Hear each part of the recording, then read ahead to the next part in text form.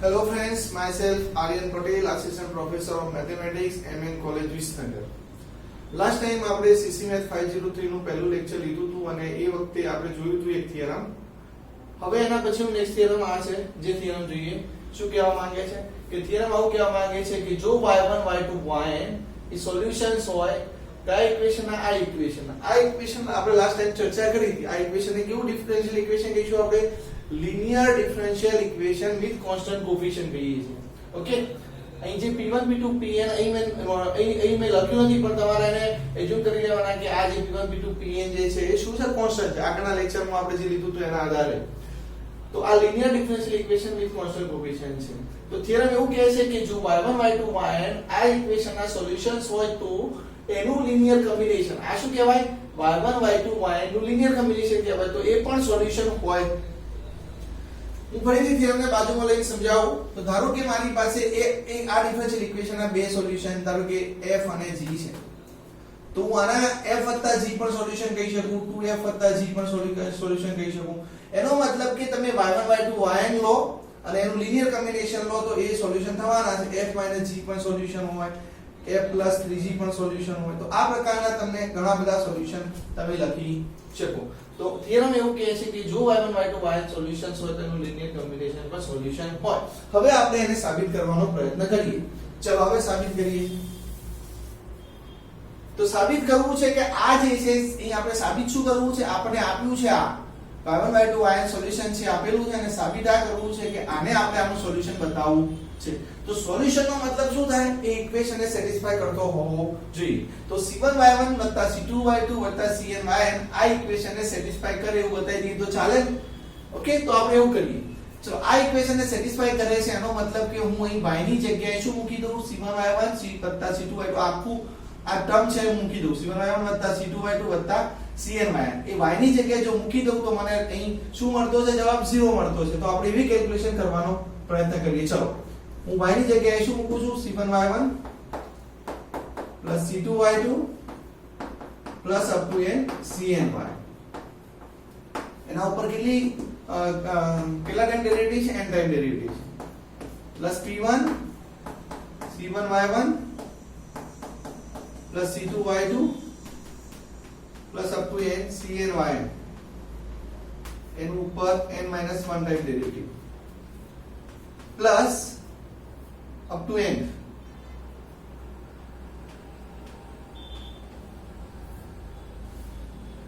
pny એટલે pn મારી જગ્યાએ શું મૂકું છું? c1y1 + c2y2 up to n cny. તો આ જે છે એનો જવાબ કેટલો આવવો જોઈએ? 0. અને જો 0 આવે તો એનો મતલબ શું થયો કે આ જે છે c1y1 + c2y2 + cnyn એ આ ઇક્વેશનને સંતોષે છે અને સંતોષે માટે એ છે સોલ્યુશન થશે. ઓકે, તો ચલો બતાવવાનો પ્રયત્ન કરીએ. આનો જવાબ 0. પહેલા તો આને જુઓ. તો આ શું છે? c1y1 + c2y2 + cnyn નું n ટાઈમ ડેરિવેટિવ છે. એનો મતલબ શું થયો? તો હું એને સાઈડમાં લઈને બતાવું તમને એની કેલ્ક્યુલેશન. તો એના પરથી બાકીની કેલ્ક્યુલેશન પણ તમે કરી શકો. તો actually c1y1 + c2y2 + up to n cny નું n ટાઈપ ડેરિવેટિવ. તો આનો મતલબ એવો થયો કે d⁻n/dx⁻n c1y1 + c2y2 + up to n cny. હવે ડેરિવેટિવના રૂલ પ્રમાણે તો આપણે આને છૂટા છૂટા લખી શકીએ. તો શું લખી શકીએ? c1y1 d⁻n/dx⁻n y1 + c2 d⁻n/dx⁻n y2 + up to n cn d⁻n/dx⁻n y. હવે આને સિમ્બોલિકલી લખવા જઈએ તો શું લખાય? આ y1 નું n ટાઈમ ડેરિવેટિવ, આને શું લખીશું? y2 નું n time derivative plus up to n આને લખી શકીએ cn yn નું n ટાઈમ ડેરિવેટિવ. તો મતલબ મેં શું કર્યું? c1y1 + c2y2 + up to n cn yn નું n ટાઈમ ડેરિવેટિવ હોય તો તમે આ રીતે સેપરેટલી લખી શકો. તો આ જે છે આપણે લખી દઈએ આની જગ્યાએ. તો શું લખશું c1 y1 નું n time derivative plus c2 y2 નું n time derivative plus up to n cn y નું n ટાઈમ ડેરિવેટિવ પ્લસ ચલો આની જગ્યાએ શું લખીશું p1 in ટાઈમ ડેરિવેટિવ છે in - 1 ટાઈમ ડેરિવેટિવ છે in - 1 ટાઈમ ડેરિવેટિવ આવશે ને in - 1 ટાઈમ ડેરિવેટિવ આવશે તો છેલ્લે આના આ પ્રમાણે આપણે આમાં શું લખી શકીશું એ તો સેપરેટલી લખી શકીએ ને તો શું લખીશું c1 y1 નું n - 1 time derivative plus c2 y2 નું n - 1 time derivative plus up to n cn નું cn into y નું n - 1 time derivative bracket pudu plus or plus up to n બાકીનું આ તો as it is pn c1 y1 c2 y2 plus up to n cn y ચલો આટલા સુધી આપણે calculation જોઈ લીધી હવે આગળ શું કરીશું આપણે આપણો જે એમ છે એ છે કે અહીં મારે જવાબ 0 લાવવો છે તો તમે અહીં જુઓ y1 નું n ટાઈમ ડેરિવેટિવ હવે અહીં એક કામ કરીએ આપણે અહીં જુઓ હું c1 જે વાળા છે ને ટર્મ એને બે સાથે આ સરવાળો કરવાનો છે મલ્ટીપ્લાય કરીને અને સરવાળો કરવાનો છે તો આપણે એક કામ કરીએ સિસ્ટમેટિકલી કરીએ હું એક કામ કરું આપણે c1 ને કોમન લઈ લઉં પહેલા ચલો c1 ને કોમન લઉં તો શું આવશે c1 સાથે કોણ કોણ આવશે y1 નું n ટાઈમ ડેરિવેટિવ આપણે પછી જોઈશું કેમ આપણે આવું કરીએ છીએ તો y1 નું n ટાઈમ ડેરિવેટિવ y1 નું n - 1 time derivative plus up to n sorry y1 નું n ટાઈમ ડેરિવેટિવ સાથે p1 આવશે ને p1 આવશે જો અહીંથી c1 કોમન અહીં c1 વાળો એક આ ટર્મ છે અહીં c1 વાળો આ ટર્મ છે જેમાં p1 y1 rays two sorry y1 નું n - 1 ટાઈમ ડેરિવેટિવ આવશે plus up to n plus A lastly c1 વાળું કયું છે આ છે pn y1 તો આપણે c1 કોમન વાળું એક ટર્મ લીધું મતલબ c1 કોમન લઈને આટલું લખ્યું હવે c2 કોમન લઈને લખ્યું તો શું આવશે y2 નું n ટાઈમ ડેરિવેટિવ પ્લસ આવો જુઓ c2 વાળો ટર્મ p1 સાથે લેવાના p1 y2 નું n - 1 time derivative p1 y2 નું n - 1 time derivative plus up to n છેલ્લે જુઓ c2 વાળો pn y2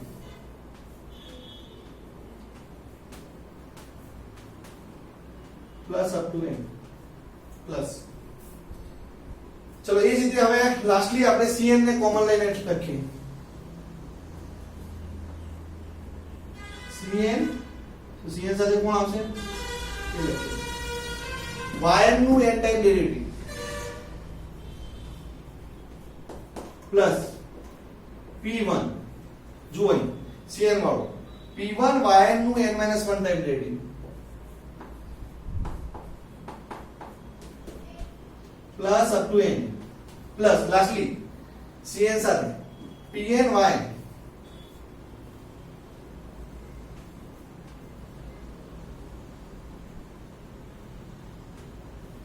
આટલા સુધી આપણે પહોંચ્યા ઓકે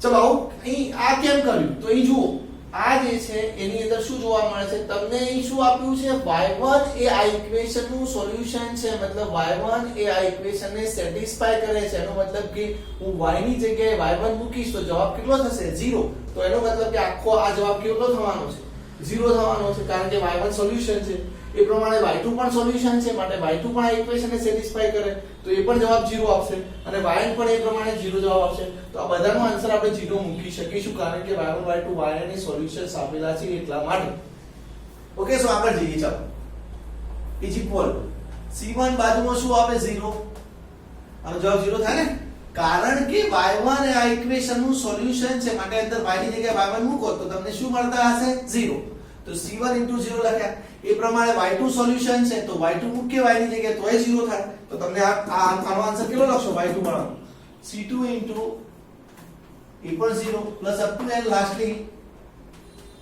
cn yn પણ સોલ્યુશન છે yn પણ સોલ્યુશન છે માટે અહીં y ની જગ્યાએ y મૂકીએ તો પણ જવાબ 0 મળે તો cn * 0 અહીં આવું કેમ લખ્યું આપણે તો આપણી પાસે એક ડેટા હતો y1 y2 yn આ જે છે એ સોલ્યુશન્સ આપેલા છે સોલ્યુશન્સ ઓફ આ ઇક્વેશન ના સોલ્યુશન્સ આપેલા છે yn p1 yn -1 up to n pny = 0 equation ના સોલ્યુશન્સ આપેલા છે ઓકે એટલા માટે આપણે લખી શકીએ આવું સો is equal to so the total is 0 up to n 0 and that means this is equal to 0 so અહીં આપણે શું જોવા મળ્યું કે આ જે લિનિયર કોમ્બિનેશન છે c1y1 c2y2 cnyn એ શું કરતું જોવા મળે છે આ ઇક્વેશન ને સેટિસ્ફાય કરતું જોવા મળે છે માટે અહીં આપણે શું કહી શકીએ therefore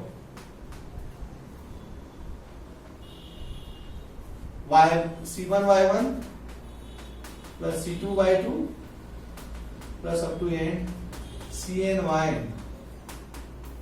is a solution of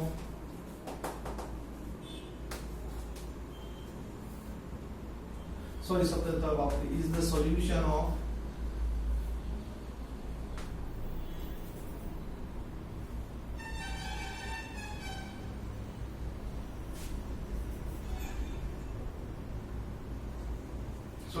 કઈ ઇક્વેશન છે આપણી પાસે yn p1 y -1 up to n pny is equal to 0 જોઈ લો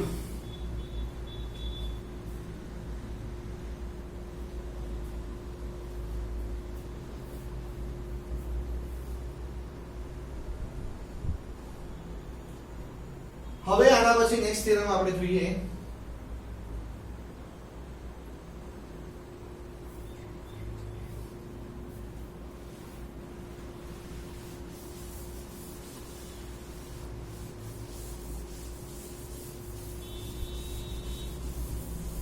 નેક્સ્ટ થિયરમ લેતા પહેલા હું થોડી તમને નોટ સમજાવી દઉં કે આપણે અત્યાર સુધીમાં કર્યું શું તો આપણે differential equation linear differential equation with constant coefficient નું સોલ્યુશન શોધી રહ્યા છીએ તો હવે આપણે linear differential equation with constant coefficient નું સોલ્યુશન કઈ રીતે શોધીશું તેની વાત કરીએ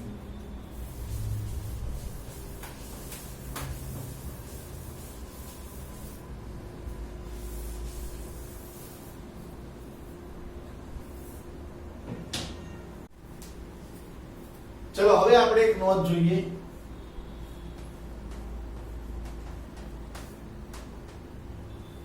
તો અહીં આપણે શું કરી રહ્યા છે linear differential equation with constant coefficient જે હોય એના સોલ્યુશન ની વાત કરી રહ્યા છે એનો મતલબ કે આપણે આ ટાઈપના ડિફરન્શિયલ ઇક્વેશન ના સોલ્યુશન ની વાત કરી રહ્યા છે yn p1 y -1 up to n pny is equal to x આવા ઇક્વેશન ના સોલ્યુશન ની વાત કરી રહ્યા છે તો મેં લાસ્ટ લેક્ચરમાં પણ તમને સમજાવ્યું હતું કે તમે આ ડિફરન્શિયલ ઇક્વેશન નું સોલ્યુશન શોધવું હોય તો પહેલા તમારે કરવાનું શું તો રાઈટ સાઈડ 0 લાઈન સોલ્યુશન શોધવાનું એટલે કે ધારો કે yn p1 y -1 up to n pny બરાબર 0 જે ડિફરન્શિયલ ઇક્વેશન બાજુમાં 0 લઈ લેવાના અને એનું સોલ્યુશન શોધવાનું અને એ સોલ્યુશન કેવું સોલ્યુશન શોધવાનું જનરલ સોલ્યુશન આનું શોધવાનું અને એ જનરલ સોલ્યુશન હોવાના કારણે એને આપણે ધારો કે સોલ્યુશનને નામ f1 આપીએ તો જનરલ સોલ્યુશન હોવાના કારણે એની અંદર આર્બિટ્રરી કોન્સ્ટન્ટ જોવા મળવાના છે હવે આર્બિટ્રરી કોન્સ્ટન્ટ કેટલા હોય તો ડિફરન્શિયલ ઇક્વેશનનો જેટલો ઓર્ડર હોય એટલો આ ડિફરન્શિયલ ઇક્વેશનનો ઓર્ડર કેટલો કહેવાય n તો આની અંદર આ જે છે એની અંદર n આર્બિટરી કોન્સ્ટન્ટ જોવા મળશે. તો ધારો કે હું આર્બિટરી કોન્સ્ટન્ટ આ લઈ લઉં છું c1 c2 up to n cn. એની અંદર આર્બિટરી કોન્સ્ટન્ટ દેખાય સોલ્યુશન ની અંદર અને વેરીએબલ દેખાય ઇન્ડિપેન્ડન્ટ કયો x. તો એનો મતલબ કે એ સોલ્યુશન y બરાબર f1 c1 c2 cn x દેખાય છે સોલ્યુશન ની અંદર. ઓકે, હવે અહીં આગળ વાત કરી કે ઇઝ ઇક્વલ ટુ 0 લઈને એક જનરલ સોલ્યુશન શોધ્યું. બીજું શું કરીશું, ઇઝ ઇક્વલ ટુ લઈને એક સોલ્યુશન શોધ્યું, જે આપણે વાત અગાઉ કરેલી છે પણ હું ફરીથી અહીં વાત કરું છું. yn - 1 up to n pny. આનું એક સોલ્યુશન શોધો, અ સોલ્યુશન, અને એ જે સોલ્યુશન છે એને f2x નામ આપો. હવે આની અંદર તો આર્બિટરી કોન્સ્ટન્ટ જોવા મળવાના નથી કારણ કે એ જનરલ સોલ્યુશન છે નહીં. તો અહીં મારી પાસે બે સોલ્યુશન આયા f1 અને f2. તો આપણે અગાઉના થિયરમમાં જોયું કે આ જે બંને છે એનો હું સરવાળો કરું તો એ રાઈટ સાઈડ x વાળા, સોરી એ મારી ભૂલ થાય છે, ઇઝ ઇક્વલ ટુ x લઈને સોલ્યુશન શોધવાનું અને એને એક સોલ્યુશન શોધવાનું, હે. ચલો, તો અહીં આ બંને જે સોલ્યુશન છે f1 અને f2 એનો સરવાળો કરીએ તો આપણને કયું સોલ્યુશન મળશે, y is equal to f1 plus f2. શું કહી શકીશ, y is equal to f1 વત્તા f2 is a solution of આ ડિફરન્શિયલ ઇક્વેશન નું આનું સોલ્યુશન થશે. તો સમજણ પડી. આપણે આવા લિનિયર ડિફરન્શિયલ ઇક્વેશન નું સોલ્યુશન શોધવું હોય તો પહેલા તમારે શું કરવાનું, રાઈટ સાઈડ 0 લઈને જનરલ સોલ્યુશન શોધવાનું જેની અંદર તમને n આર્બિટરી કોન્સ્ટન્ટ જોવા મળશે. બીકોઝ અહીં આપણી પાસે ઓર્ડર n છે. બે ઓર્ડર નું ડિફરન્શિયલ ઇક્વેશન આપ્યું હોય તો બે આર્બિટરી કોન્સ્ટન્ટ જોવા મળે, ત્રણ ઓર્ડર નું હોય તો ત્રણ આર્બિટરી કોન્સ્ટન્ટ જોવા મળે. એટલા માટે તો આપણે એને જનરલ સોલ્યુશન કહીએ છીએ. પછી રાઈટ સાઈડ x લઈને એક સોલ્યુશન શોધો, એને f2 નામ આપો, આ બંનેનો સરવાળો કરશો એટલે રાઈટ સાઈડ x હોય એવા ડિફરન્શિયલ ઇક્વેશન નું સોરી જનરલ સોલ્યુશન મળશે. is the general solution. કેવું મળશે, જનરલ સોલ્યુશન મળશે આપણને. બીકોઝ આની અંદર આર્બિટરી કોન્સ્ટન્ટ આવવાના છે ને, આની અંદર શું આવવાનું છે, આર્બિટરી કોન્સ્ટન્ટ આવવાના છે. ઓકે, તો અહીં જે f1 છે અહીં સ્પેશિયલી હવે ધ્યાન રાખજો, અગત્યની વાત એ આવી, આ જે f1 જે છે એ f1 ને આપણે અહીં નામ આપીશું સ્પેશિયલી. f1 જે છે એને આપણે કોમ્પ્લિમેન્ટરી ફંક્શન કહીએ છીએ.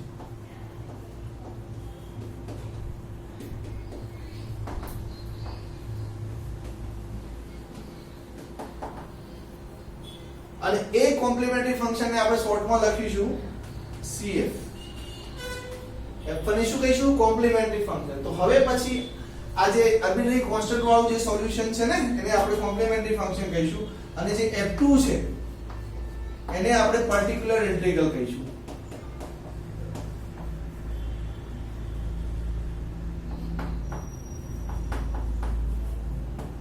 એટલે ઇન શોર્ટ એને શોર્ટમાં કહેવાય PI કહીશું. તો હવે જ્યારે મારે રાઈટ આવું ડિફરન્શિયલ ઇક્વેશન આપેલું અને એનું સોલ્યુશન શોધવું હોય તો હું પહેલા શું શોધીશ, f1 શોધીશ, પછી f2 શોધીશ, એટલે કે પહેલા CF શોધીશ, પછી PI શોધીશ અને એનો સરવાળો કરીશ એટલે મને સોલ્યુશન મળશે. એટલે મારું સોલ્યુશન કયું થશે, y is equal to CF plus PI થશે. તો પહેલા અહીં આપણે મેથડ ભણીએ, મેથડ ઓફ ફાઇન્ડિંગ CF.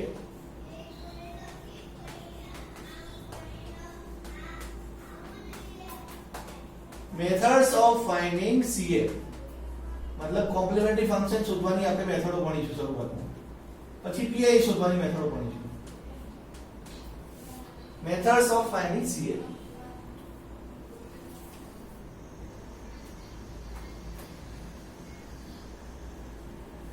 એમનું જે ફર્સ્ટ થિયરમ છે એ વાત કરીએ, હું કાઢી દઉં છું.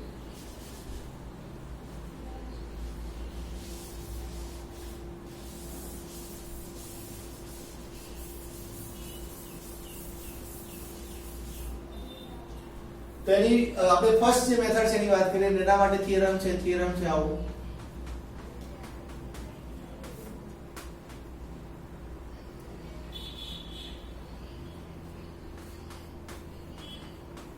The solution of equation છે d m1 d m2 up to n d mn y is equal to 0 where m1 m2 mn are distinct constants.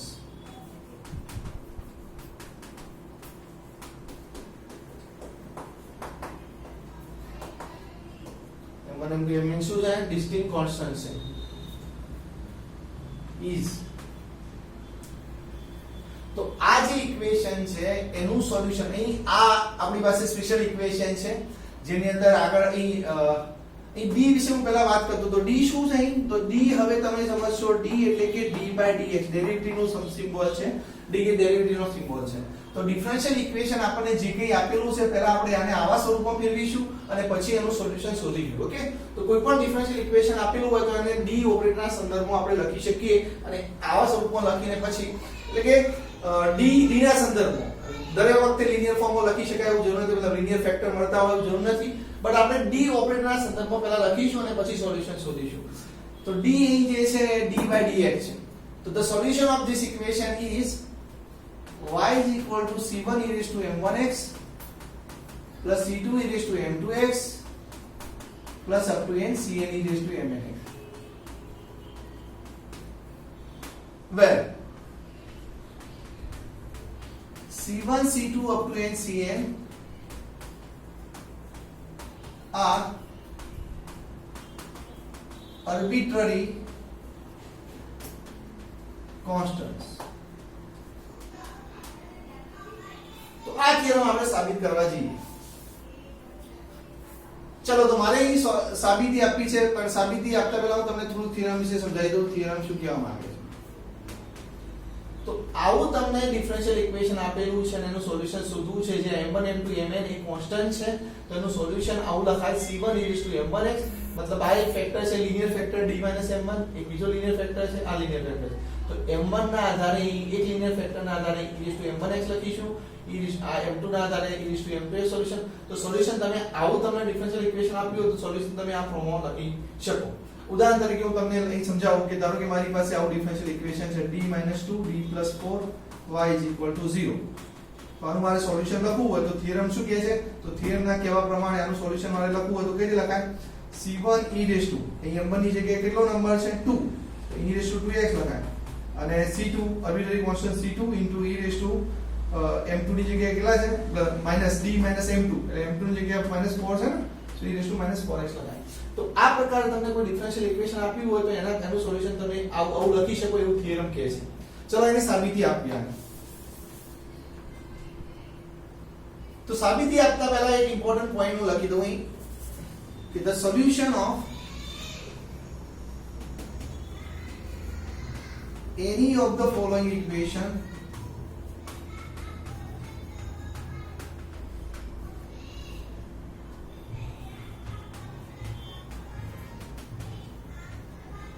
હું આમાંથી અલગ અલગ ઇક્વેશન બનાવું છું.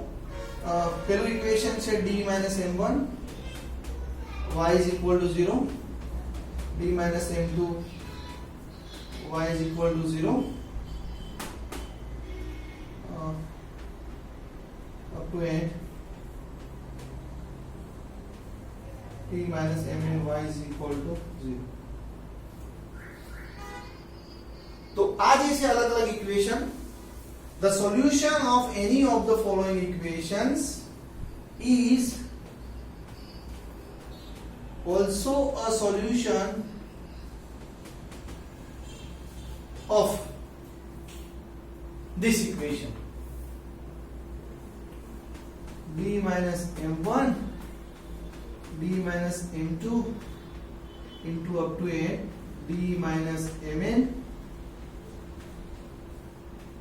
y is equal to 0. તો હું તમને આ સમજાવું કે આ એક એક કહીને આખું જે ડિફરન્શિયલ ઇક્વેશન છે ના ટુકડા કર્યા. d - m1y બરાબર 0 એક ઇક્વેશન બનાવ્યું, d - m2y બરાબર 0 એક ઇક્વેશન બનાવ્યું, d - mny ઇક્વેશન બનાવ્યું. તો આમાંથી હું કોઈ પણ ઇક્વેશન નું સોલ્યુશન શોધું તો એ આખા ઇક્વેશન નું સોલ્યુશન હશે એવું કહે છે. તો કઈ રીતે કહી શકાય? તો જુઓ, હું ધારો કે આ ઇક્વેશન નું સોલ્યુશન વિચારું d - m1y બરાબર, તમને સમજાવું એ વાક્ય સમજાવું, d - m1y બરાબર 0 ધારો કે મારી પાસે ઇક્વેશન લીધું. તો ધારો કે આનું સોલ્યુશન છે y બરાબર y1, આનું સોલ્યુશન છે. કયું સોલ્યુશન છે? y બરાબર y1. તો d m1 જો હું y1 પર એપ્લાય કરીશ તો કેટલા થવાના છે 0 થવાના છે હે ને તો હવે 0 ઇન્ટુ બાકીનું ઓપરેટર શું થવાનું છે 0 હું તમને આ સમજાવું ચાલો ધારો કે d m1y બરાબર 0 એ કયા ઇક્વેશન નું સોલ્યુશન છે આ ઇક્વેશન નું સોલ્યુશન છે આપણે અહીં શું કહીએ છીએ કે આમાંથી હું કોઈ પણ ઇક્વેશન ને સોલ્વ કરું અને જે સોલ્યુશન મળે એ આનું સોલ્યુશન હોય એનો મતલબ કે આ ઇક્વેશન નું સોલ્યુશન ધારો કે શોધું છું તો એ આનું સોલ્યુશન હોવું જોઈએ તો એ સમજાવું ચાલો તો આ ઇક્વેશન નું સોલ્યુશન આપણને કઈ કયું મળ્યું y બરાબર y1 મળ્યું તો એનો મતલબ કે પહેલાનું સોલ્યુશન હોવું જોઈએ ને d m1 d m2 up to n d mny બરાબર 0 ઇક્વેશન નું સોલ્યુશન પણ હોવું જોઈએ હવે આનું સોલ્યુશન હોય હવે મારે એનો મતલબ મારે બતાવવું શું પડે આ y1 જે છે આનું સોલ્યુશન હોવાના કારણે એ આ ઇક્વેશન નું પણ સોલ્યુશન હોવું જોઈએ એનો મતલબ કે હું અહીં y1 મૂકું તો મને 0 મળવા જોઈએ તો હું y1 મૂકું છું શું મૂકું y1 તો એક y1 મૂકું છું તો હું પહેલા એક કામ કરું અહીં d m1 d m2 d mn છે ને તો d m1 ને પહેલા આના પર એપ્લાય કરું હે ને બાકીના બધા પછી લઉં તો d m2 d m3 up to n d mn આ બધા રહેવા દઉં પહેલા કોને એપ્લાય કરી દઉં d m1 ને એપ્લાય કરું કારણ કે એ સોલ્યુશન જવાબ કેટલો આપવાનો છે 0 આપવાનો છે ને આનો જવાબ કેટલો થશે 0 બીકોઝ y બરાબર y1 તો આનું સોલ્યુશન છે તો y1 બરાબર y1 મૂકું તો શું થશે 0 તો આનો મતલબ આનો જવાબ 0 થયો તો ટોટલ કેટલો જવાબ થવાનો છે 0 એનો મતલબ કે y બરાબર y1 એ આનું સોલ્યુશન હોવાના કારણે આપણા આ ડિફરન્શિયલ ઇક્વેશન નું પણ સોલ્યુશન થયું ઓકે એ જ રીતે d m2 y બરાબર 0 નું સોલ્યુશન ધારો કે આપણે કહેતા હોય y બરાબર y2 તો પહેલા કયો ઓપરેટર એપ્લાય કરવાનો આવે d m2 એપ્લાય કરો ને તો એ પ્રકારે 0 બતાવી શકો તો એનો મતલબ એવો થયો કે હું આમાંથી કોઈ પણ ઇક્વેશન નું સોલ્યુશન શોધીશ તો એ આનું સોલ્યુશન કહેવાય તો હું પહેલા આ ઇક્વેશન નું સોલ્યુશન શોધું કયા ઇક્વેશન નું d m1y બરાબર 0 તો consider that equation consider d m1y બરાબર 0 ચલો આને સિમ્પ્લિફાય કરીએ તો શું લખાય dy m1y બરાબર 0 તો સિમ્પ્લિફાય કરીએ તો dy is equal to m1y but d એટલે ડેરિવેટિવ dy dx તો dy by dx બરાબર શું લખાશે m1y આટલા સુધી તમે સિમ્પલી લખી શકો હવે તમે 11 સાયન્સ માં ભણાવો ફર્સ્ટ ઓર્ડર ડિફરન્શિયલ ઇક્વેશન હે તો અહીં વેરીએબલ સેપરેટ કરી દો અને એક મેથડ થી ગણીએ તો y વાળાને એક બાજુ કરો તો dy by y is equal to m1 dx થશે so that means હવે બંને બાજુ ઇન્ટિગ્રેશન કરી દો મેથડ પ્રમાણે so m1 કોન્સ્ટન્ટ છે એકચ્યુઅલી અંદર લઈએ તો ચાલશે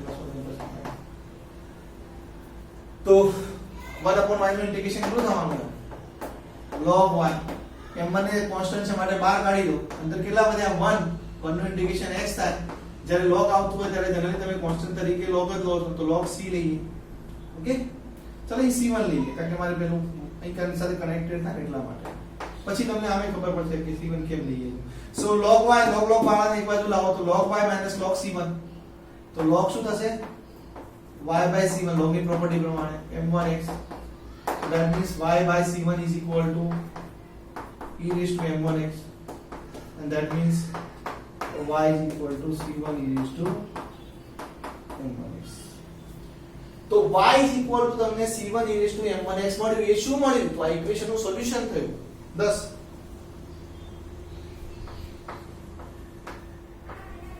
y is equal to c1 e raised to m1x is a solution of કયા ઇક્વેશન નું સોલ્યુશન છે આ ઇક્વેશન નું સોલ્યુશન છે અને એ ઇક્વેશન નું સોલ્યુશન છે માટે આ ઇક્વેશન નું સોલ્યુશન કહેવાય ના કહેવાય આપણે શું કીધું છે કે આમાંથી કોઈ પણ ઇક્વેશન નું સોલ્યુશન શોધું તો આનું સોલ્યુશન કહેવાય તો હું ડાયરેક્ટ લખી દઉં છું ને is a solution of કયા ઇક્વેશન નું સોલ્યુશન થયું d m1 d m2 up to n d mn y is equal to 0 તો મેં ખાલી પહેલું જ ઇક્વેશન કન્સિડર કર્યું છે અને એના કારણે મને y is equal to c જો મેં c1 કેમ લીધો તો ખબર છે એ m1 સાથે કનેક્ટેડ થોડું મતલબ સેટ થાય એટલા માટે c1 લીધો તો ઓકે નોટેશનલી તો y c1 e⁻m1x એક સોલ્યુશન બતાવ્યું. હવે ચાલો હું આ ઇક્વેશન કન્સિડર કરું તો બીજું સોલ્યુશન કયું મળશે? આમાં ખાલી ઇક્વેશનનો ફરક શું છે? આ d m1 છે અને d m2 છે. m1 ની જગ્યાએ ખાલી m2 છે એટલો જ ફરક છે ને. તો હું m2 મૂકું તો અહીં સોલ્યુશન કયું મળવાનું છે? y e⁻m2x. તો એના આધારે કોન્સ્ટન્ટ લઈ આપણે c2 લખી. તો અહીં શું લખ્યું છે? y c2 e⁻m2x સોલ્યુશન મળશે. અહીં જો m2 લઉં તો હે ને, તો એનું સોલ્યુશન થવાનું છે, આનું સોલ્યુશન થવાનું છે, માટે આખા ઇક્વેશનનું સોલ્યુશન થવાનું છે આપણને. તો સિમિલરલી એ પ્રકારે હું c2 e⁻m2x સોલ્યુશન આનું થશે. આના પરથી cn e⁻mnx આનું સોલ્યુશન થશે. તો એની વાત કરીએ. ચલો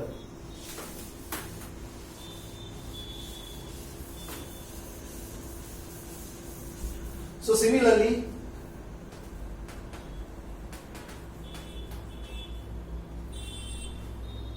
y is equal to c2 e⁻m2x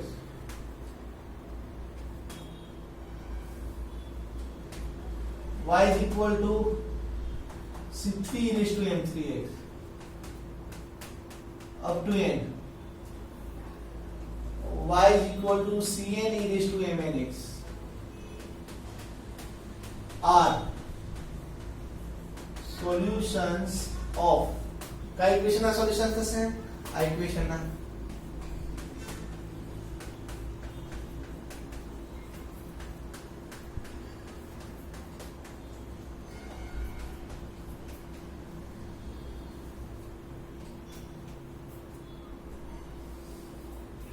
તો બધા સોલ્યુશન્સ થયા જુદા જુદા. c1 e⁻m1x, c2 e⁻m2x, c3 e⁻m3x, cn e⁻mnx આ બધા જુદા જુદા આના સોલ્યુશન્સ થયા.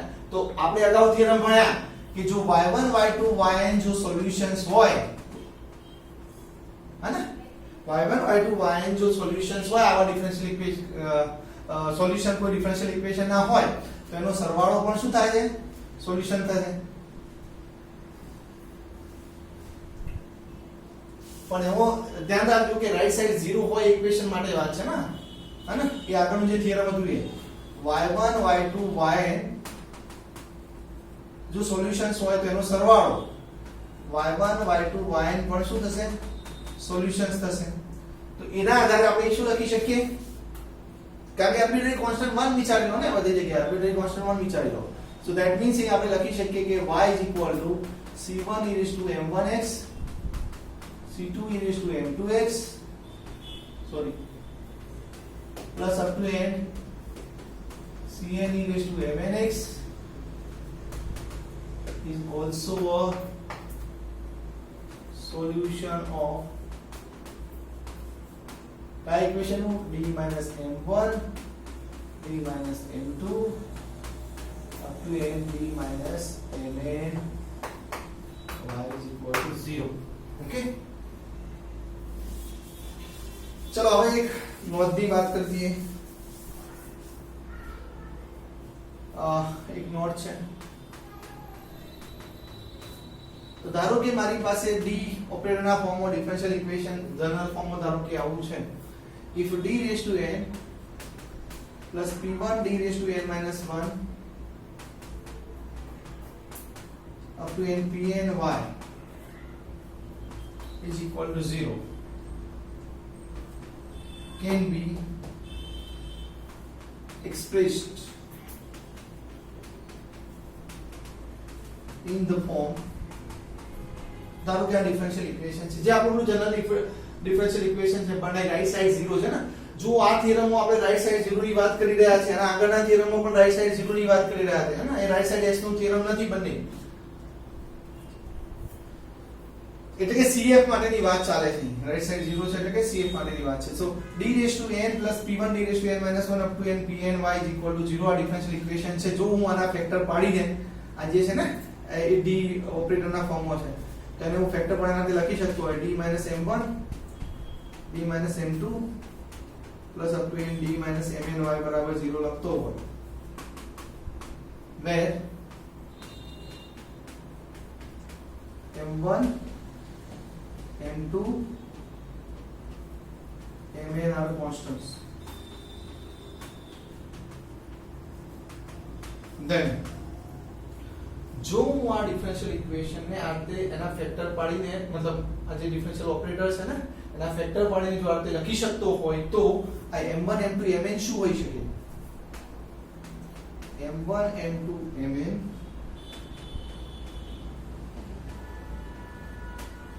are શું હોય? are the roots of કઈ ઇક્વેશન ના આના રૂટ્સ હોય ને શું હોય? m raised to મતલબ એના નહીં સોરી આવી પોલિનોમિયલ બનાવીએ ના p1 e raised to m raised to n minus 1 p n y is equal to 0.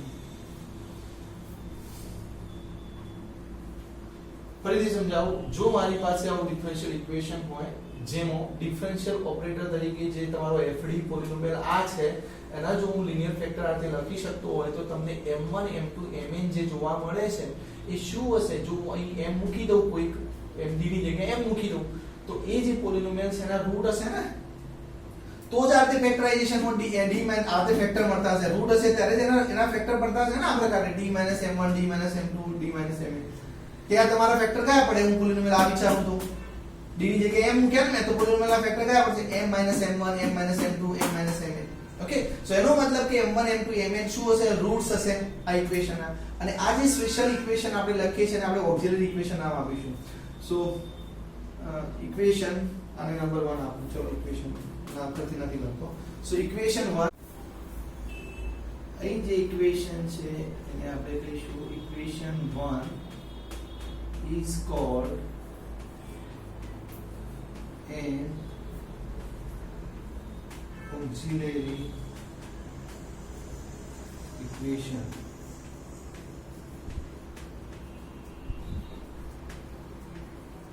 Equation બંને કેવું કહીશું? ઓક્સિલરી ઇક્વેશન કહીશું. ચલો ફરીથી તમને આ વસ્તુ સમજાવી દઉં. અહીં આ જે નોટ છે શું કહેવા માંગે છે? તો અહીં ધારો કે આપણને પોલિનોમિયલ સોરી ડિફરન્શિયલ ઇક્વેશન આપ્યું છે d raised to n plus p1 e raised to n minus 1 plus up to n pn y બરાબર 0. આને ધારો કે અહીં આતે કહે છે કે આતે લિનિયર ફેક્ટરમાં લખી શકાય છે d m1 d m2 up to n d mn y બરાબર 0. એનો મતલબ શું થયો કે આ જે ડિફરન્શિયલ ઓપરેટર છે એની જગ્યાએ આપણે આવું લખી શકીએ છીએ. શું કહેવાય કે ડિફરન્શિયલ ઓપરેટર જે d raised to n p1 d raised to n minus 1 plus up to n pn ની જગ્યાએ શું લખ્યું કહેવાય? d m1 d m2 up to n d mn લખ્યા કહેવાય. આને બરાબર સમજીએ. ચલો અહીં આના લિનિયર ફેક્ટર છે એનો મતલબ શું થાય? ચલો તમને અહીં એક ઇક્વેશન લઈએ આપણે x2 2x 3. બે ફેક્ટર ચલો પહેલા લઈ લો x 1 લઈ લો અને x 2 લઈ લો. અને આ કઈ ઇક્વેશન બનશે? x2 x -2x + x n -2. તો આ x + 1 અને x - 2 એ આ ઇક્વેશન આ x + 1 અને x - 2 એ આના ફેક્ટર્સ છે. એનો મતલબ એ થાય કે ઇક્વિવેલન્ટલી તમે શું કહી શકો કે x = -1 અને x = 2 આ રૂટ્સ કોના? તો આના બરાબર 0 ઇક્વેશન બનાવવું એટલે કે x2 - x - 2 = 0 લઈને જે ઇક્વેશન બનાવું એના રૂટ્સ કયા? ફરીથી સમજો, આ બંને ઇક્વિવેલન્ટ વસ્તુ છે. આ બંને ઇક્વિવેલન્ટ વસ્તુ છે કે હું એમ કહું છું કે x = -1 અને x = 2 જો આના રૂટ હોય તો x2 - x - 2 ના આ બંને ફેક્ટર હોય. તો અહીં આપણે શું કહીએ છીએ કે આ જે છે પોલિનોમિયલ એના ફેક્ટર આ છે. એનો મતલબ કે d m1 d m2 d mn આના બરાબર 0 લઈને જે ઇક્વેશન બનાવો એના રૂટ્સ થવાના છે. શું લખી શકું માટે? d m1 d m2 plus up to n d mn. આ શું થશે? રૂટ્સ ઓફ કયા ઇક્વેશન આ રૂટ? તો d raised to n plus p1 d raised to n minus 1 plus up to n pn બરાબર 0 લઈ લો. આના બરાબર 0 લો એ ઇક્વેશન ના રૂટ્સ થશે. પડી સમજાણ?